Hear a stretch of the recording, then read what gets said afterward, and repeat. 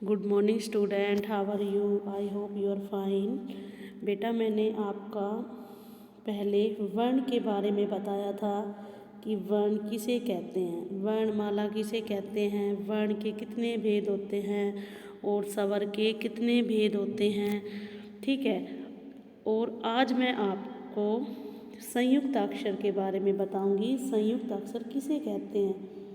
एक से अधिक व्यंजन जब जोड़कर बोले या लिखे जाते हैं तो वे संयुक्त अक्षर कहलाते हैं। बेटा, इसमें संयुक्त अक्षरों में क्या होता है? हलंत होता है। ठीक है, लगाकर लिखे, जैसे द्वारा, विद्यार्थी आदि।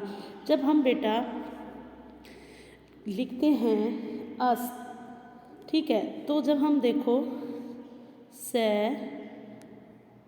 प्लस तय, तो ये क्या बन जाता है? ये सत बनता है। क्या बनता है? सत। और फिर उससे अस्त, ये शब्द बनता है। ठीक है,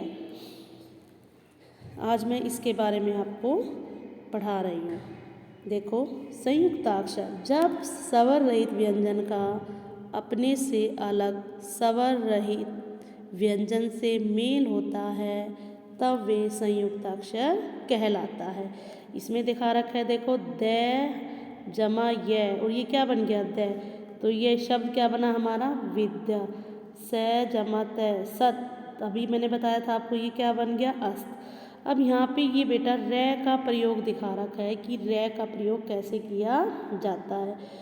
जब बेटा रै स्वर के बिना किसी व्यंजन से पहले हो तो रै व्यंजन के ऊपर लिखा जाता है। अब आप कहोगे मैम, देखो रै कितने प्रकार का होता है? 4 प्रकार का। जैसे हम एक क्रम लिखते हैं, इसमें दिखा रखा है ये वाला बेटा, ठीक है, और एक क्रम हम ये भी लिखते हैं। ठीक है, अब आप दोनों इनमें से अंतर, ये कौन सा क्रम है? जो हमारा भाग्य वाला क्रम। ठीक है, और ये क्रम क्या होता है? एक क्रम में खड़े होना, लाइन में लगना। समझ में आ गया आपको? अब है सेकंड वाला, देखो, जब रै किसी अन्य स्वर रहित व्यंजन के साथ उच्चारित होता है तो इस प्रकार प्रयोग होता है। देखो, अभी बताया था ना, ये करम और भरम, ये दोनों रै मैंने अभी आपको बताए हैं। अब आता है ट व ड के साथ रै का प्रयोग इस प्रकार होता है। अब देखो, अब हम एक तो लिखते हैं बेटा टर, ट्रक, ये इसके नीचे रै आ गया। ठीक है, अब एक और होता है ये वाला रै, जैसे घृ। ठीक है, अब इसमें दिखा रखा है टर और ड्रम, इसके नीचे कौन सा रै? ये नीचे लग रहा है इसके। अब आता है री की मात्रा का उच्चारण। वो कह रहे हैं री की मात्रा का उच्चारण है जो री की तरह होता है और री की मात्रा व्यंजन के पैर में लगती है। अभी दिखाया था मैंने आपको घृ, मृग आदि। ठीक है, ये क्या लग रहे हैं? इसके पैर के नीचे लगे हुए हैं। ये कौन सा हो गया? री की मात्रा का उच्चारण। ठीक है, जैसे रै बेटे को, यदि रै स्वर रहित है तो बेटा जहाँ भी आएगा, अर्थात जहाँ भी इसका उच्चारण किया जाएगा और इसके अगले वर्ण के शीर्ष मैंने ऊपर, इस तरह ऊपर लगाया जाता है, जैसे करम में, धर्म, शरम आदि।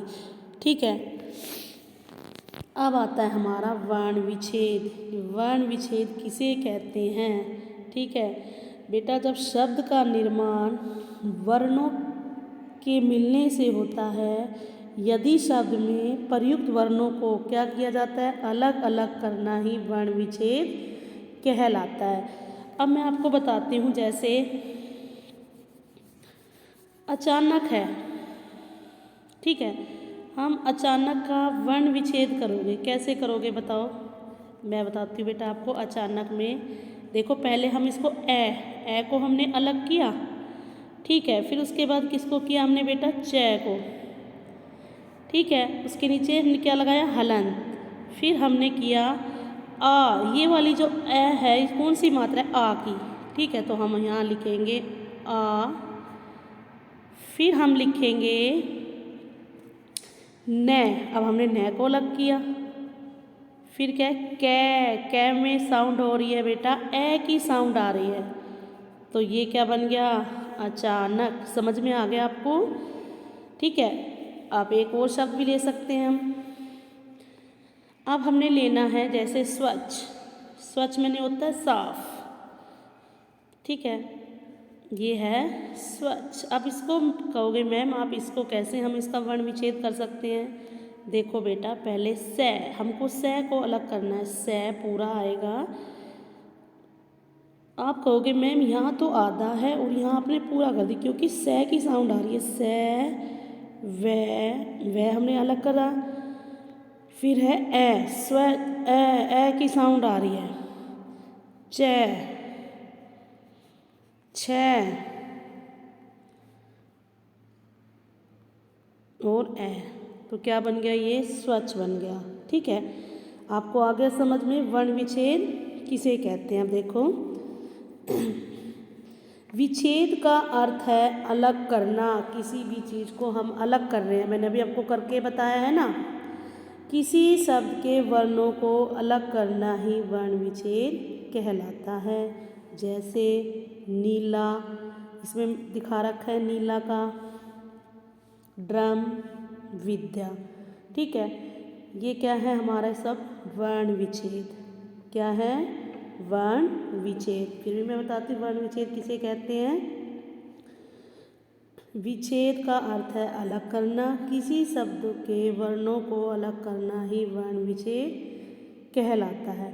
अब देखो, आओ दोहराएं। ये मैंने आपके पास भेजा था कि भाषा की सबसे छोटी इकाई क्या है बेटा, वर्ण है। और वर्णों के समूह से क्या बनती है, वर्णमाला बनती है। और हिंदी में कुल 11 स्वर और क्या हैं, 33 व्यंजन हैं। ये स्वर दिखा रखे हैं बेटा। ये कह रहे हैं इनमें ए उ री हर स्वर और आ ई उ ए आई ओ ये कितने हैं, दीर्घ स्वर। हर स्वर कितने होते हैं, मैंने आपको बताया था बेटा 4, और दीर्घ स्वर होते हैं 7। ठीक है, आप कहता है न, अन, अने, अन्य व्यंजन माने जाते हैं। ओ, जय, फे, आगत ध्वनियाँ। जैसे हम डॉक्टर लिखते हैं तो इसके ऊपर हम ऐसे लिखते हैं, डॉक्टर का लिखते हैं डॉक्टर, या कई बार हम ऐसे भी शॉर्टकट में लिख देते हैं। तो जो ये मैंने बताया है, ये जो हम लगाते हैं कौन सा चिन्ह है बेटा, ये लाघव चिन्ह है। कौन सा चिन्ह है, ये लाघव चिन्ह है। ठीक है, अब है दो अलग अलग व्यंजनों के मेल से क्या बनते हैं, संयुक्त व्यंजन बनते हैं। हिंदी में रह के विभिन्न रूप प्रचलित है। वर्णों को अलग करना वर्ण विच्छेद कहलाता है। ये बेटा आपका चैप्टर 2 कंप्लीट हो चुका है। अच्छा, आप मेरे को बताओगे बेटा हिंदी और अंग्रेजी में कितने वर्ण होते हैं? हिंदी में बेटा वैसे तो 52 वर्ण होते हैं, और अंग्रेजी में कितने होते हैं, 26, जो ए से जेड तक मैंने आपको बताया था। इंग्लिश में होते हैं ना अल्फ़ाबेट जिसको बोलते हैं। ठीक है, उसके बाद है कि हर स्वर कौन कौन से होते हैं। अभी आया था ना कि हर स्वर कौन से होते हैं, ए ई उ री, ये हर स्वर हैं। ठीक है, मात्राओं का प्रयोग स्वरों के साथ होता है। दीर्घ स्वर साथ होते हैं, दीर्घ स्वर साथ होते हैं। ठीक है, स्वर के कितने भेद होते हैं बेटा, स्वर के 3 भेद होते हैं, हर्ष, दीर्घ और प्लुत स्वर। ठीक है, अंग तथा ए क्या कहलाते हैं, आयोग वहा। क्या कहलाते हैं बेटा, आयोग वहा।